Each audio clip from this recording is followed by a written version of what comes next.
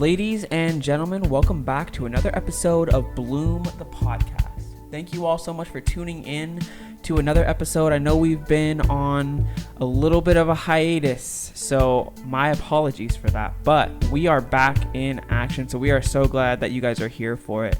If you guys are new here, I am your host, Donovan, and I'm here with the one and only co-host, Ashley. And we are so excited to be back, guys. We were trying to work out a little bit of a rebrand, not really rebrand, but a restructuring of our show and thinking of some more deep topics that we can get into to really flesh out some of the things that we see going on in the culture, in churches, and things of that nature. And we've definitely came prepared today, guys. So we hope that you guys are ready. Hope you guys have your notepads ready to take some notes, because it's going to get interesting. I think we have a really fun topic today, so hopefully you guys are all ready to tag along. If you guys missed our last episode, we were talking about what you should be looking for when it comes to finding a church. So if you guys didn't listen to that episode, make sure you go back and check that out. But jumping straight into today's episode, we don't want to waste any time because we have quite a bit of ground to cover. So yeah, today's topic, we're going to be talking about the rising age in marriage and what we believe is attributing to that rise in marriage. Now I'm going to start off with a general question for you. When you hear people talking about, and I guess it's a two-part question. One would be, do you hear people talking about the rising age of first marriages or marriage in general? And if you do hear people talking about it, what are some of the reasons that you usually hear people give for why they think that rise in marriage is happening? Well, I definitely hear a lot of people talk about marriage at an older age. It's not like, oh yeah, like it's getting older and older. Like people don't talk about it that way. They talk about it as like, yeah, the norm is you should be getting married at like 26. Like it's more of a good thing. Yeah, exactly. Like, oh yeah, like those people are too young for marriage or so-and-so. Like it's just become this popular thought. I don't think they necessarily realize that it's like a new age thing, not something that was happening back in the day, because it wasn't. Yes. And then I think definitely the rise of age has a lot to do with going to school. The main reason you'll hear is like, oh, you know, I'm going to college. I can't have, you know, a marriage right now. Like, career comes first, college, all that stuff. Right. Yeah, I agree. I think before I get into that, because, I mean, that's going to be our main focus today. But I want to talk about a couple other things first before we really drill in on that, because a couple of the things that I hear, especially in the Christian community, and this is mainly where our target is going to be, even though the things we're going to be talking about today are on a larger scale than just the church. The church has adopted a lot of these worldly principles that we're going to be talking about today, which is the sad thing. But to start, like I said, starting in the church, a lot of times you hear people reference, you know, the world's view on marriage and how no one has like a good view of marriage, which is a true thing. You hear the talks of hookup culture and how dating has kind of progressed into just people wanting to hook up rather than actually have stimulating and long-lasting relationships, which is somewhat true. You hear a lot of people talk about the use of porn, which has ruined marriages, which people would usually attribute the rise and accessibility of porn to the lack of marriages, which I think has a slight effect, but I don't think is the main driver, because I think that is really an outflow of what we're talking about today. And then the other one that I hear a lot in the Christian community and just in general is that the couples just decide to live together instead of get married. So they get to experience all the benefits of being married and kind of live that married life, but they don't actually get married. So it doesn't factor into any of the statistics that you may see that attribute to, you know, people getting married at an older age. People are just living that life, but never doing anything about it, you know? Yeah. Which all of those things are good sentiments. I think those are true statements that those things do affect the rate in which people are getting married and the age at which people get married. But I think a lot of these things are branches, if you will, to the root issue, which is, or one of the root issues, I should say, because this is definitely a multivariable equation. But I think one of the main roots to this problem is what you said with college and the education system. And I love how you pointed out that this isn't a new, or this is a new thing. And a lot of people don't associate it with it being a new thing. Mm-hmm. I mean, you see instances in the past and previous generations where couples got married in their 30s and their 40s, but it definitely wasn't the norm. That probably would be looked at as kind of like, oh, that's a bummer for you, you know? Yeah, no, absolutely. And we can see that clearly from statistics, and we'll have this all up on the screen for you guys to see. And if you guys are just listening, we'll make sure we read it out for you guys so you guys know exactly what we're looking at. But if you were looking, have a graph up right here, and this is showing the rise in marriage from generations past. So if you look at most of our parents, we're Gen Z, so if you're looking at our parents, they're probably born in the 60s, 70s, 80s. If you're looking at the trends of people getting married, you'll see that for men, they're getting married about 22 years old, and for women, they're getting about 20 years old for marriage, which is fairly young. Trending upwards towards closer to our generation and more so our older siblings' generation in the 2010s, you start to see that spike a lot. It goes all the way up to 28.7 for men and 26.5 for women. And that's in 2010. I think an interesting stat that couples with that timeline is the timeline of college attendance and the emphasis on college, which I think kind of starts our conversation in the direction that we want to go. Because like I said before, 1960s, 70s, people are getting married, 22, 20, that's the trend, to through 2010 where it's 28 and 26, which couples with the rise in college attendance. In the 70s and 80s, back when our parents were young, only about 7 million people were attending colleges back then. Fast forward to 2010, it about triples at about 21 million people. So you see the rise is going together. Now, I can already hear the comments being typed of correlation doesn't equal causation, which I think is a funny thing. But we'll get to that later. But it is interesting. So yeah, like you pointed out, it's definitely not a new thing. Or it is a new thing. It definitely is a new thing. Back in the day, people were getting married at a lot younger, and I think there's so much here that could be talked about. That's the weird part, though, is that so many parents who got married at like 18 or 20 are pushing their kids to pursue college and hold off on marriage. That's the weird part. It's like, it's just so odd to me because it happens all the time that parents always encourage their kids to do the opposite of what they did, even though like it worked out for them. Like I'm like, okay, so I actually have a little something here too. I looked up I looked up pressure for college students, right? For their kids to go to college. And this comment that this lady Diana wrote just had me like, yeah, this is most people, sadly. Sums it up. But she said, the question is, would you care as a parent if your child chose not to go to college? She said, yes, I'd care, desperately, for 2 reasons. Our household is deeply committed to an intellectual life, because you can't have that if you don't go to college, and lifelong learning. I'd be devastated if our children decide that university had nothing worthwhile to teach them. While I believe in autodidactism, cannot read, there are things you simply can't learn or explore by yourself.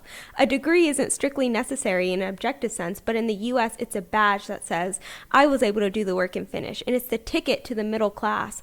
My husband has 2 degrees and doesn't work in his field to study, but they made it possible for him to be taken seriously for any job he chose to apply for. That's so ironic.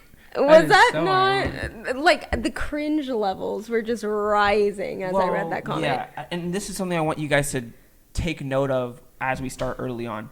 Take a note of the bad advice trends, because you're going to see the bad advice permeate its way throughout young childhood all the way to young adulthood, and these are the wreckers. So it's not necessarily college itself, because I'm not against college as a whole. There are plenty of people that I know and respect and have gone to college and have done great things. There are certain fields that you literally have to go to college in order to be in them. So this isn't a knock against college itself. This is a knock against the It system. being trendy also. This is the knock against the system and the bad advice that is coupled with the system. So one thing that lady mentioned is that her husband did not work in his field of study. So I want to kind of drill in on that to start, because one of the emphases, is that a word?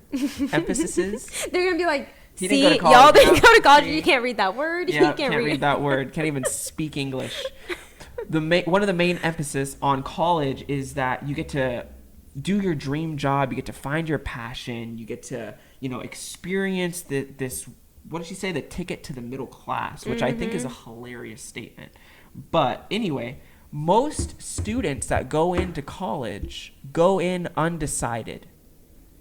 So I think that's a really telling marker on the value system that we're placing on this. You know why that is, though? Because 86% of college students feel pressured to go to college. Exactly. And that's what I'm saying. Start with the bad advice trend. So you have these parents that are pressuring kids to go to college, yet these kids have no idea what they want to do. And how could they? If you're an 18-year-old kid who's never worked before, how are you going to have any tangible grasp on what field you want to be in if you've never worked in it? I mean, it's pretty ridiculous to me that you could... and obviously you can have some inclinations, like if you know you want to be a lawyer, then there's only one track to get there, obviously. But for a lot of these other random degrees, which is the majority of the degrees in college, you have no real way of knowing if you're going to like business marketing when you go into it. Yeah. And I think that's why we see a majority of college students, about 75 to 85% of college students, change their major within the first 2 years because they have no idea what they're doing. So you have these kids that get pressured to go there for what? Right, because people will be like Nikki and I have talked, and he was like, if you choose the right major, then college could be worth it. But then it's like 80% of people choose the wrong major because they end up switching anyway. Yeah. So it's just like... Yeah. Yeah, and I want to tie this back in because that can just sound like a very general thing to talk about, but it definitely matters, because when these people are young, and in my experience, growing up in a household that didn't prioritize college, our parents were completely supportive of us if we wanted to go, but none of us did, because we didn't really have anything that we felt we needed to go to college for. So we've been working straight out of high school and kind of figuring out what we like to do in the field, not in the classroom. And I think that's important, because one of the things that we've normalized, and this is where I think it really starts to hinder people, is you send your kid off to college, he starts to accrue debt. Now we're talking about you're wasting time and money going to college for a degree that you don't know if you want yet. And you can't quit because you're already in debt. And so that'd be a waste. Yeah, so, but that's one of the other sad things, is the amount of college students that still drop out. Because you have about 4 out of 10 college students drop out before their sophomore year. So assuming you're a good Christian kid and you decided that you wanted to go to master's, Right. you paid $45,000 for that year, and 4 out of 10 of those kids are going to be $40,000 in the hole by the time they're done with that year. And a lot of people would say, well, you can still get married and be in debt, which is true. You can do that. Is it ideal? No. And is that what you're advised to do? And this is where we get back on track to the bad advice train. If you were to ask any Christian counselor or Christian parent or, anyone in the Christian circle, what are the main things you need to do before you're married? What's the number one thing that they're going to tell any man? Be financially stable. If you are not financially stable, how are you going to provide for a wife? That's the train of thought. Now they're telling the woman that too. That you need to be financially stable. Well, we'll get to that later, because that's a whole nother issue that is also contributing to this. But for the man specifically, if you aren't financially stable, how are you going to provide for your wife? And that comment that you read from the lady that it's the ticket to the middle class is a fallacy. That's not true. The average salary in America, folks, and this will be up on the screen so you can see this, the average salary in America is $51,000 with a median wage of $34,000 a year. Couple that with the people that go to college, it's about 70% of the population. So, or 70% of the people in the US. So if you're talking about the ticket to the middle class, that's not really that. If 70% of us are there and the average salary is still $51,000, how does that add up? Mm-hmm. But couple that with you being an average of anywhere between $20,000 to $50,000 in debt by the time you finish your degree. That's not very financial. Let me tell you something that a lady is not going to find attractive is you not being able to marry her because you have about $1 billion in debt before you can get married. Yeah. And this is just super significant, guys, because we don't see this in scripture. We don't see any need or emphasis on continued education or this prestige of going to these colleges and the accolades that come with it. And you can tell just the pompous attitude from that lady's comment on how she views someone who goes to college versus someone who doesn't go to college. There's, I forget the verbiage she used, but it's like it gave him the attention to get even looked at to be in other fields. It's like, okay, so like, how do you know that that's the reason, first off? Right. Were they like, you know what? Because of your degree in this completely opposite field, we're going to hire you here.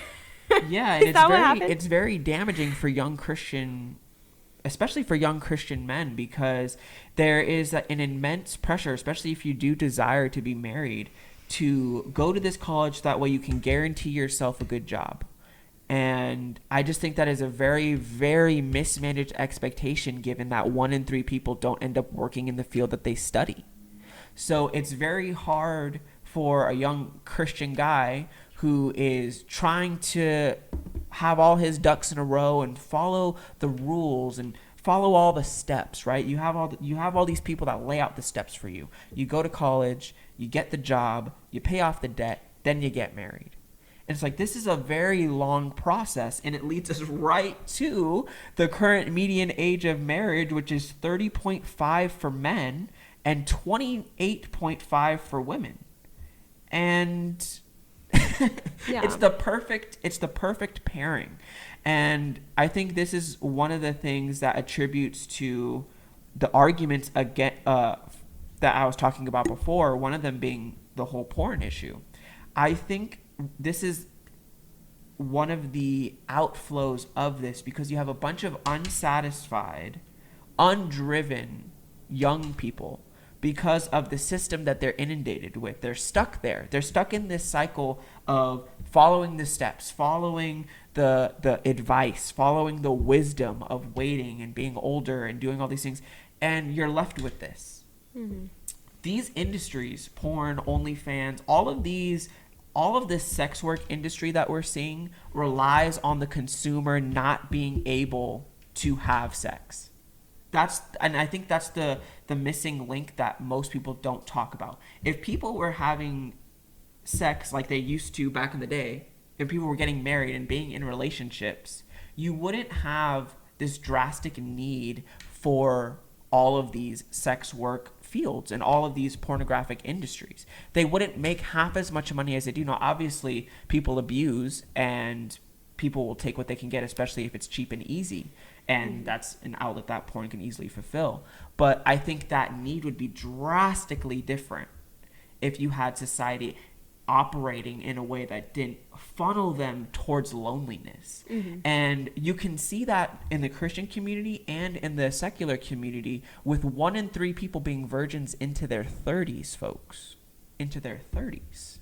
And that's worldly people. I think the assumption of the world is like the world's just having sex all the time. They're just out and about, just fornicating left and right.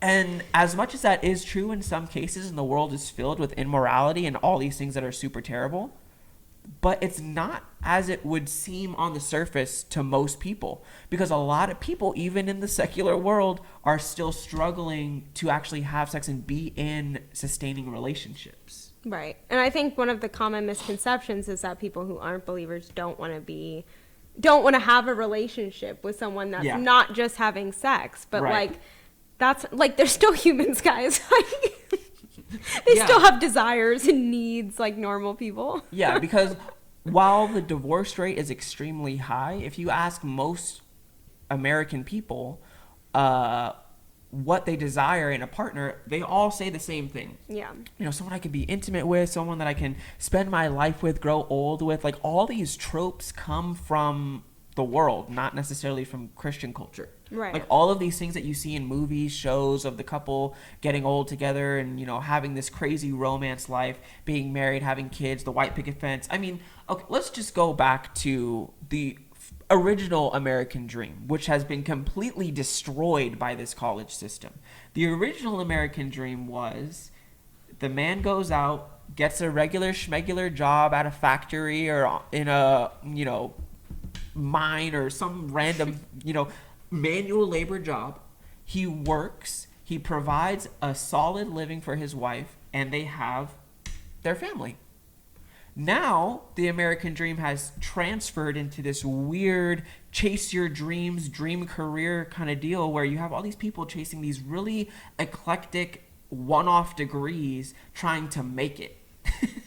And that's another thing that attributes to people waiting so long. Because before, if you're working at a farm or in a factory, you're making enough money to support yourself and another person, and you can go ahead and get married. You don't have these other concerns. With the culture going the way that it's going, everything's pushing this individuality and, like, you can make it, be an entrepreneur, do this, do that. You can retire by the time you're 30. Like, it's all these delusions of grandeur that we've inundated these young people with. So now the thought process is, I'm going to go to college. I'm going to get this amazing degree that's going to make me 6 figures when I graduate, which is a joke, by the way.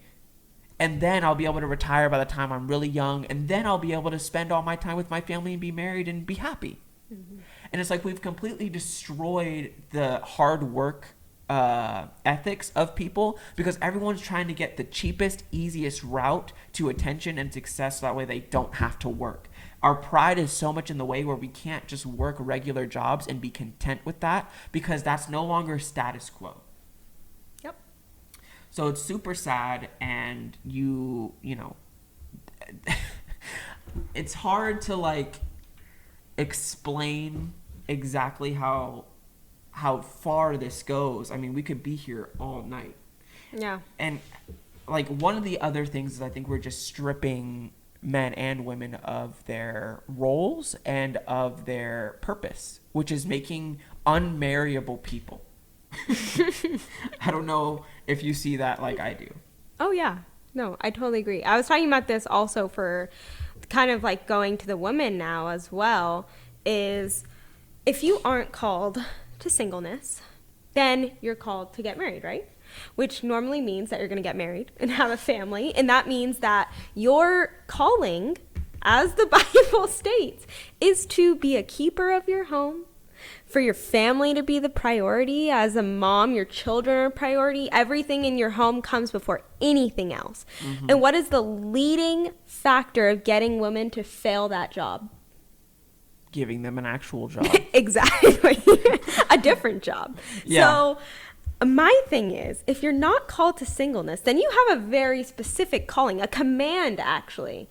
A command. God is not going to be, I did a whole post on this. God is not going to be pleased with you if you are a successful businesswoman, but your house is chaos. So. And this is under the presupposition that you're married, because there are people exactly. that if you're not called to marriage, or you're single for a time, of course. Well, even if you are quote unquote called, like you desire to be married, that doesn't mean everyone gets married. Exactly. You know, that's what I'm saying. but, So if you're single for that time in your life or whatever, of course you got to do what you got to do. You know, you can't just wait around. Right. But at the same time, why is the biggest advice to women who already have a specific calling, a specific job, to tell them to go out and do the one thing that's probably going to help them in failing their task? Why is that? Why is that the advice? Especially in the church, because we're so far off the mark. And that's why, like, the emphasis on college for men is one thing, but the emphasis on college for women is a whole other catastrophe that leads to this. It boggles my mind. That leads to this extended age of marriage, because now what you have is women that are thinking like men, that are saying, Right. I'm going to go and provide. The expectation is never on the woman to provide for other people. That is a burden that is placed on men per the role. That is how it's always been. But now we're ascribing that same role to the women. Right. And it's drastically hurting the way that they perceive getting into relationships themselves. Right. And like I'm seeing the statistic here that I don't even think is very accurate. You know, the things you find on the internet.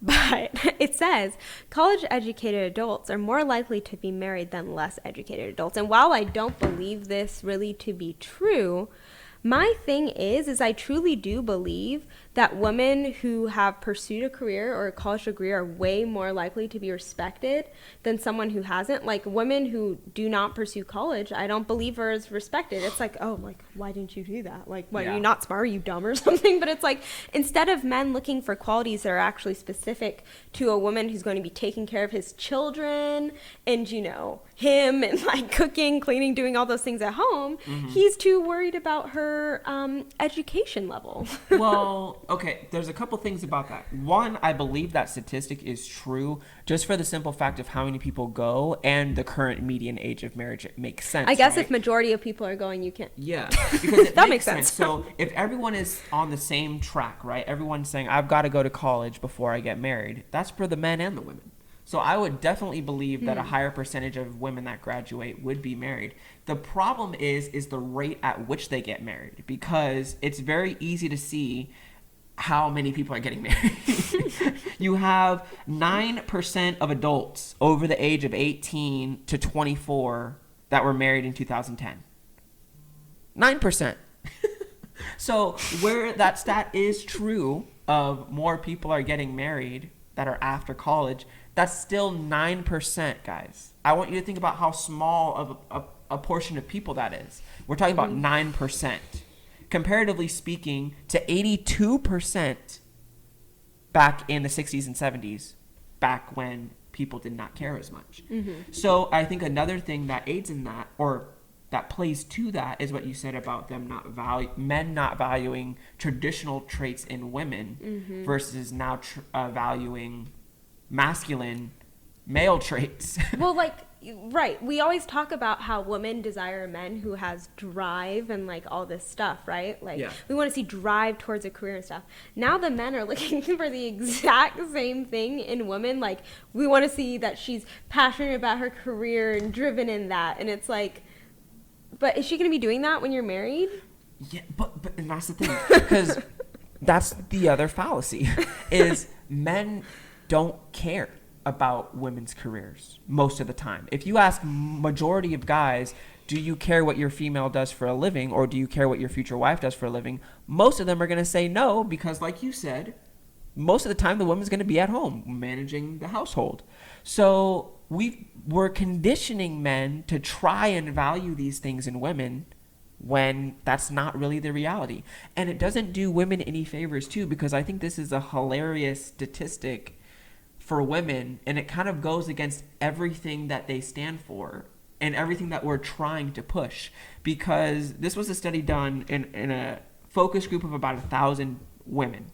They polled and did research on these 1,000 women and showed that there was a 25% decrease in marriage for highly successful women, and that every 16 IQ points a woman goes up from 100, she's 35% less likely to be married.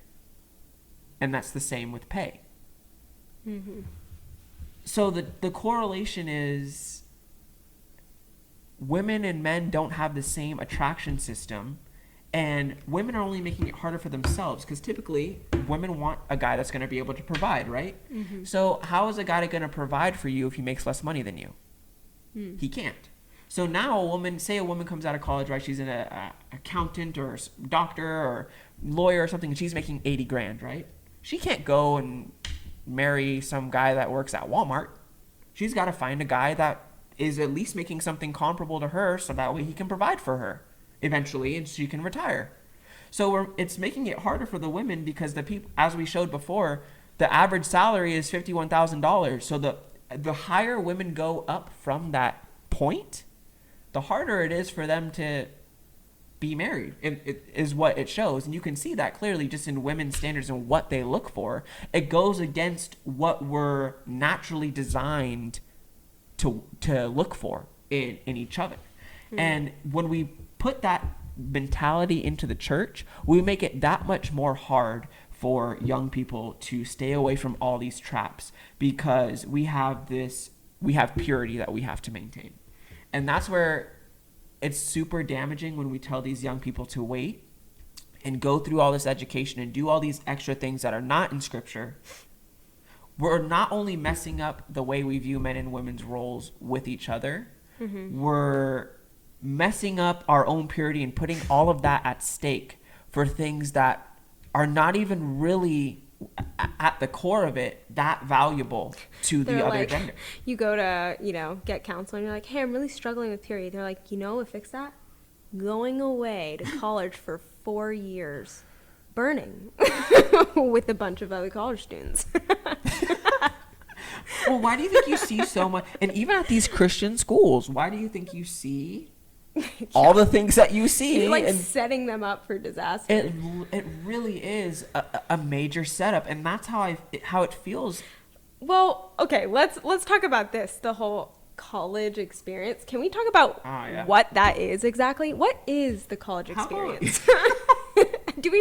I don't think we want to get into that. I think you already know. So what do you think? What is your thought process?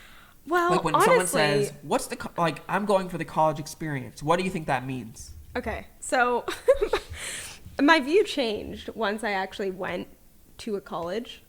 When I met Nikki and I went to his college, and I saw that there really is no draw, right? There's this tiny baby dorm room where you have like 5 people staying in the same room with I'm telling you, the space is so small. There's like 2 bunk beds in one room. Yeah. And then outside of that, all you have is a bunch of really horny pagan-like teenagers that you go and party with. Or you try and hang out with throughout the week, right? So probably not the best examples of people to just be constantly hanging around, right? Which is why I think so many people go to college and come out the other end looking a little suspect, you know what I mean? Because their little roommates were rubbing off on them. But I think there is literally there is no college experience outside of basically living your life and partying it up with a bunch of pagans. Well, and in the Christian sense, you know why I think that draw is so strong, even if it's not anything, like even if it's just that, the notion, and this is a perfect segue. Thank you for saying that. The notion is you're 18, you get to go live on campus, you get to be away from your parents. You get to be an adult. Now you get to be an adult, right? Yes, I love that word. You get to be an adult, right? That's what the parents tell you. You get to be an adult now, you get to go out and you get to make your decisions, right? You get to go out, make all these decisions. You're an adult. But at the same time, you're not an adult until you've graduated college. So it's this complete misnomer, because not only do your parents not really consider you an adult, it's just kind of the vernacular of them getting you out of the house. You're just following different rules from different people. All the people at these Christian colleges are following extreme rules, if not more extreme than their own households. Like, have you heard some of the rules at Masters? Are we really not going to talk about that? Because some of these Masters rules are more strict than rules that I've had as a 10-year-old kid. So, I mean, it's so attractive still because it's not their parents telling them, so they feel like they're going against the grain, but they're not. But what's so funny is the parents tell you you're going to have freedom, right? But what happens when you go off to college, right? You're your own person, you're your own adult, and then you meet someone, you're like, you know what? I think I might want to get married while I'm in college. And they're like, no, you ain't. You ain't doing that. Exactly. You're not very free in that sense. Yeah. Your parents put the kibosh on it. Because, then it's based like, well, I'm either paying for your college or supporting you somehow. You don't have freedom to do what you want. Like, I'm still in control of your life. But you just said I was an adult 2 seconds ago.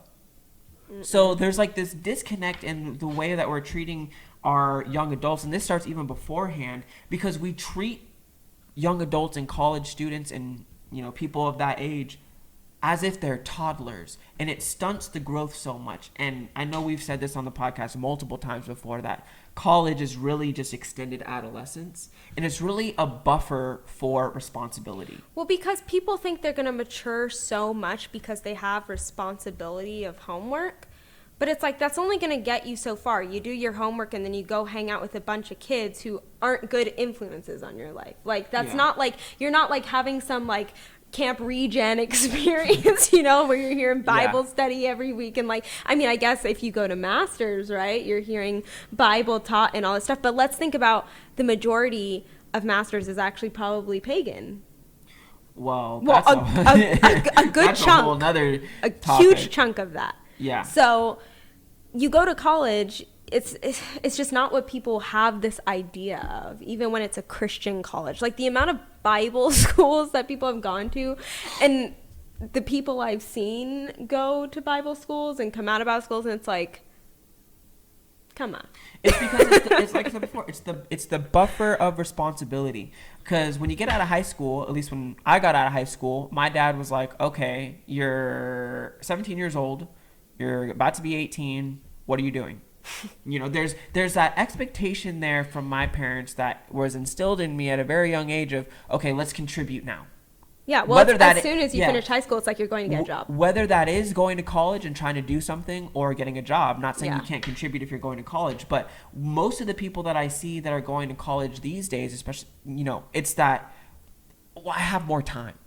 I have more time before I have to be responsible. And this is what also contributes, guys, bringing it full circle, because this is where it all comes back to. This is where it's harming us. Because if you take your 18-year-old, he's still a child in his mind. You're telling him he's a child. He goes to college and thinks he has 4 or 5, maybe 6 more years, depending on what he's studying, to not have responsibility. He has 6 more years of that. So say he gets into a relationship in college or something, and he's studying some degree that he's not really for sure about. Once that's over, now what? Now responsibility kind of hits you all at once like an 18-wheeler. And now you have to figure out, okay, shoot, I'm done with college. Now there's something expected of me. And that's where people fall off because they don't know what to do. They've never been trained what to do. And that's what I mean when I say we're creating unmarriable people. We're not training our young people to be responsible and to actually contribute and live a life on their own independently. Right. Now, I will say there are 2 groups of college students. The one group is the group where the parents pay for everything. They get to do whatever the heck they want. They're a bunch of spoiled brats because they get to eat at the most.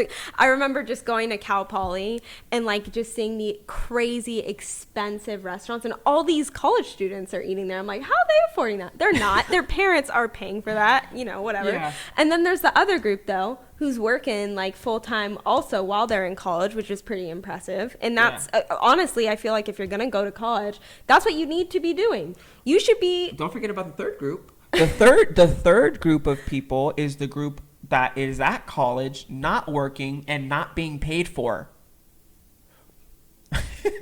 I'll say that again. There's the third group of people that's at college, not working and not being paid for. So not only are you accruing debt, you're not making anything back on it. And I think people have such a short-sighted view of debt, right? People are like, oh, I'll pay it off. Once I get my job, I'll make that back. And that's one of the things that we're told about college, right? Like, it's an investment. You invest in yourself by getting this education, and that way when you're done, you'll have a job that pays off your degree will pay off your debt in 4 years. That's false. The average amount of time it takes to pay off your debt is about 20 years for most of these degrees that people are getting. 20 years. So put that into perspective, especially if you're a person that's never worked and you're coming out of college as someone who's never had a job. Effectively, what we're saying is even until you pay off your debt, even if you're getting paid from your job, you have not made a single penny. You have no penny. As long as you're in debt, you haven't made money. So I think people have a wrong perspective, a very short-sighted perspective of debt as a whole, which is really damaging, especially because we're not training young people to value money. Just throw it away. Yeah. Yep. Yeah, it's crazy. So it's hard to get back on track because it's so ingrained into the culture. And again, people don't have a long-term view, because that's the other thing. Going back to the people that are going in that are undecided, and back to the bad advice as well. What are we telling our people? What are we telling our young people to do in those times? Because a lot of times it's just like, go figure it out. And it's like, okay, so if you understand how debt works, you understand how time works, you're losing time, you're losing value as you go through this system. And I've talked to people and they tell me like, yeah, I'm studying this. I'm like, okay, so what are you going to do with that? And it's like, well, I'm not really sure. And it's like, okay, so am I going to be the person that's like, okay, so maybe we should stop going until you know, and maybe you should just work until you figure it out? Or like, how do we like mitigate this? That's what I'm trying to figure out. I don't want to work at McDonald's though. Yeah. And that's the pride talk, because we're above working with our hands, or we're above working at fast food. But that's the sad part, is so many people think that they are going to escape that by going to college, but that's not true. No, it's not true. How many people do you think went to college and are working at McDonald's? How many people do you think, and even on like a slightly more upscale version of that, how many people do you think are working as a receptionist for like a law firm or something with their degree? Because if you look on job postings, what you'll see for the most basic of entry-level positions, I got my just for context, I got my first office job when I was 18 years old. That job required 5 years of admin experience and an associate's degree in business. Keep in mind, I was 18 years old, so it's not even physically possible for me to have either of those things. You work hard, you get the job, you don't have to do it. Like, there's this weird notion, and like that comment you read to start this whole thing, it's like, this is a ticket to a great job. It's like, no, most of the people with these degrees are going to end up starting entry level, and they're still going to have to work their way up the corporate ladder. We have this weird perception of just like, I'm going to get this job, and I'm going to instantly become a director and a manager, and I'm just going to be making buku dollars. Well, also people think that just because you have a degree means you're going to get the job. But I'm sorry, I think people value your work experience also more than they value your degree. Like, you can't be like, yeah, I've been in college for 10 years, but I've never had a job, so totally ready to work for you. They're going to look at you kind of like, who do you think knows more about the field? Someone who's worked in the field for 4 years, or someone who's been in college for 4 years studying the field? Yeah. Yep. It's a legitimate question. Yes. It's a legitimate question. So I hope you guys are seeing the trend on how each one of these decisions just butterfly affects its way into people really have no idea what they're doing until way later, when it's, I don't really want to say too late, but when their youth has kind of passed them by. Kind of. Like 53.2 million people said that they don't really feel like college was worth their time. That's a very sad statistic. That's very sad. That's very sad. It is sad, but it's the reality. You know what I mean? Like, people go there and then they come out, and the longer you have to sit on all that happened, the more you're kind of like, did I really need to do all that? Like, was that worth my time? Yeah, I just think and I kind of want to steer towards the application of how we can kind of reroute, because I think in this day and age, there's so many resources, and the fact that we have funneled people into the one resource of college, I think is terrible, and it's a criminal misuse of the resources that we have at our disposal. I just was talking to someone the other day, and they were like, "How did you learn to be in the field that you're in right now?" I was like, "Literally the internet." Yeah, I did social media management, and I just did all that based off of the knowledge I had of running my own account. Yeah, I mean, you have 1,000,001 courses you can take. There are free courses. Like, if you go to, I forget what the website, there's a website on Google. I'm going to have to find it. I'll have to put the link in the description. There's a website on Google where you can literally get free certificates in sales, in marketing, in softwares, Excel, Microsoft Word, PowerPoint. Like, you can get certificates and education and all of these really, really specific things that are super practical and tangible to help you get really good jobs. And so and there's trade schools, there's so many other options, especially for the 75% of people that don't know what they want to do. I think we just need to start encouraging people to start working and start figuring out how to lay the groundwork, because I think one of the other valuable things that does, especially when you're able to move out on your own, and this is mainly, I guess, targeted more so for the men, but nothing teaches you how to be resourceful more than need. When I was 18 and I moved out, I was broke. And that's a good thing. I think so many people are trying to avoid that. And I think that's damaging us. I think being in that position is super helpful. Being broke taught me so much. Not that I'm some rich person. I'm better off than I was when I was 18, obviously. But in that stage when I was 18, 19, figuring out how to manage my money, how to work in a way that's effective and not wasting my time, how to look for jobs that are going to be a better use of my time, how to look for places to live that aren't going to run me dry. All these different things where you feel the need, you feel the pressure because it's on you. And obviously I had a great support system with parents and friends and church that if I ever needed something, I know I could go to them. But I think it's super beneficial, and it creates resourceful, responsible men that will be able to be great husbands when they've experienced what that is like and are able to translate that into providing. And that's part of the security, I think, is when a guy knows how to go through life and understands these situations. It's a lot more practical than someone who's never experienced that.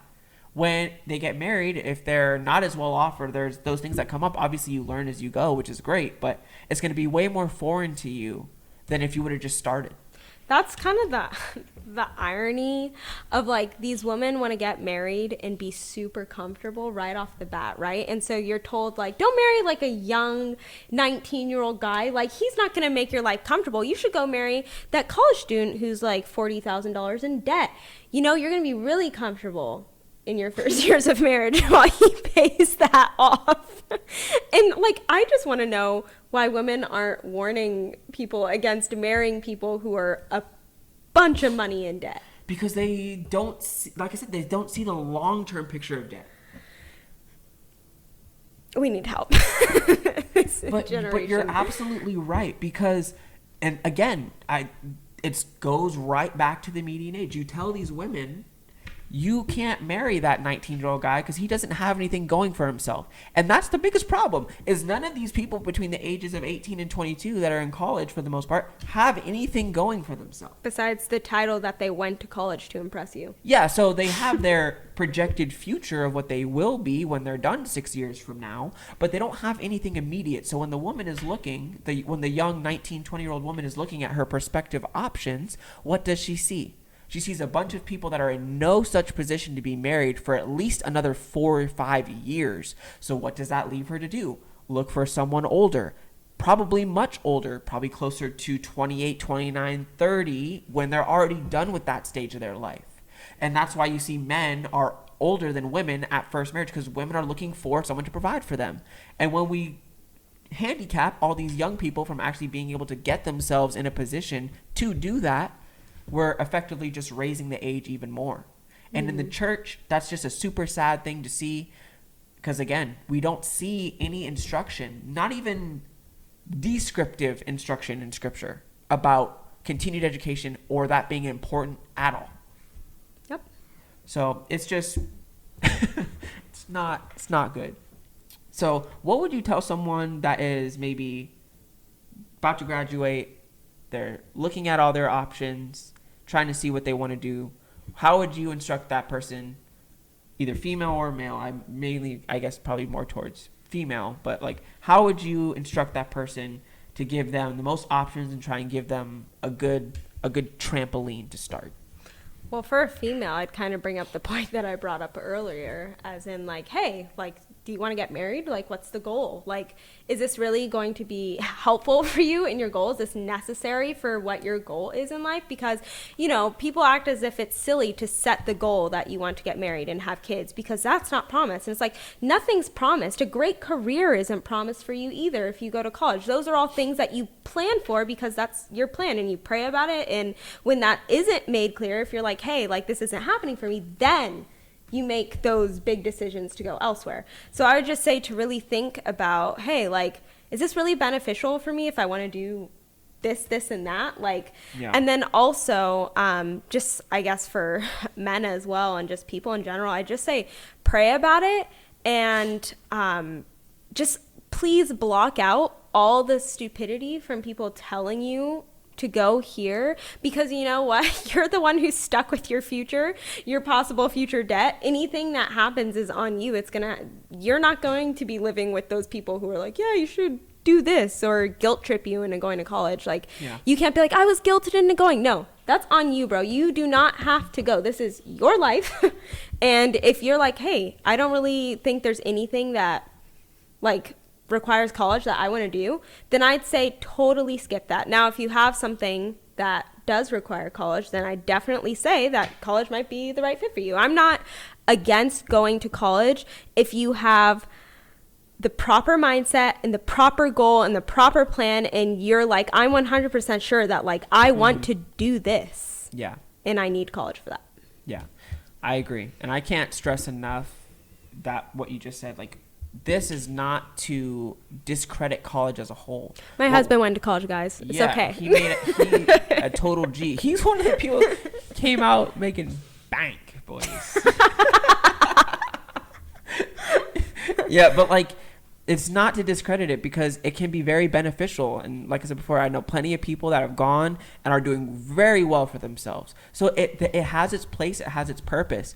But the problem is we've broad brush stroke over all young people and say this is something you need to do, and that is damaging and crippling people's relationships. Yeah. But what I would say to men, and really to anybody, but primarily to the men, is to not like you said, not listen to the terrible advice. And if you have a career that you know you want to do that requires it, obviously go for it. But if you're one of the 75%, which by balance of probability you probably are, don't go immediately, because it will always be there. Yes. It will always be there. So if you go, you start working, jump around to different industries, see what you like, work a few different jobs. If you find something you like along that way, then that's the Lord's path for you. If you still feel like you haven't found something that you're satisfied in, and you know that you want to do long term, you can always go back. But I definitely would challenge you with the mindset of what is going to be satisfying for you, because I think that is one of the other misnomers that greatly hurts people with careers, is because we put such emphasis on them, and we tell ourselves that these careers will satisfy us, and that it's quote unquote never work if you enjoy what you do. And that's not true. So even if you have a field that you are passionate about, it's still going to be stressful, it's still going to be difficult, and there's still going to be hardships. So if you think that you're going to escape the hardships of work by doing something that you like, I would encourage you to not think that way, because you will be very disappointed. So even if you end up in a career, say you don't go to college, you work a couple different jobs, you end up in a sales job or business job or whatever, and you're making a good living, you're not completely sold on it, but you're not completely against it either, I would just say weigh the pros and cons. Think about where you want to be and how you want to get there. If you are someone that wants to be married and you're making good money where you're at now, is going in debt or taking on a big loan or something like that going to be beneficial to what you want to do, or is that going to slow you down? So just put all these things in practical order, and don't look short-sighted on the negatives or positives of either, because you'll end up shortchanging yourself of potentially something really good. Mm-hmm. So that's what I would say. I hope this has been informative. hopefully you guys have something to think about. I would love to see your guys' comments on what your perspective is on this. Maybe you guys disagree completely and you think we're stupid, or you agree totally. Because we couldn't say those words earlier. Yeah. Gonna have to edit that out. Yeah. It's just a Siri voice. Maybe you disagree, maybe you do agree, maybe you've lived through this already and you can say you either agree or disagree. I would love to just get the conversation going, because from our vantage point, I think this is one of the great contributors to the median age of marriage rising as it is. So yeah, don't forget to like, comment, and subscribe on this episode, and we will be seeing you guys on the next one. We're changing our upload schedule a little bit, so we won't be uploading weekly. It should be bi-weekly going forward. We're going to be putting a little bit more into the production of these, so hopefully you guys enjoy that, the preparation and the slides and things to help you guys follow along with our thoughts. So like I said, hopefully you guys enjoy. Don't forget to leave a like, a comment, and subscribe, and we will see you all on the next one.